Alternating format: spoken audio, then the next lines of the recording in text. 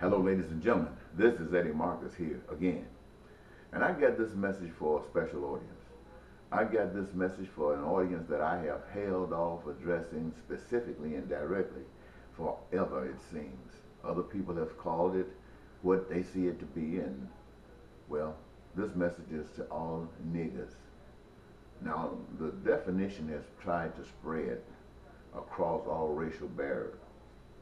But the truth of the matter is, there isn't but one race of people that you look at, and just from seeing them and based upon your education, you would call them a nigger.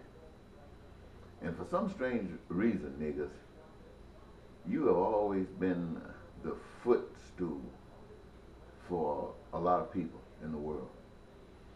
A lot of people say you have lacked innovation, that you were slow, and hell, that you just weren't human enough to move on in a society like this.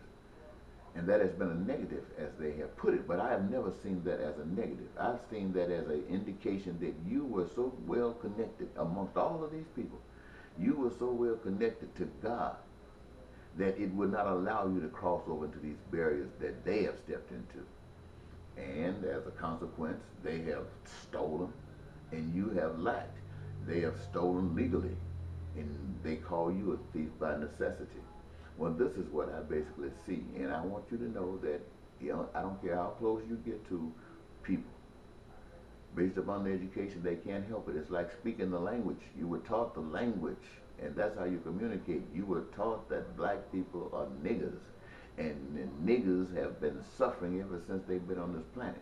But I want you to know today, if you are going to ever change the situation, you're going to have to do it yourselves. You're not going to have to wait for God to come out of the clouds. The God that you must rely on is the God that lives in you, that gives you breath.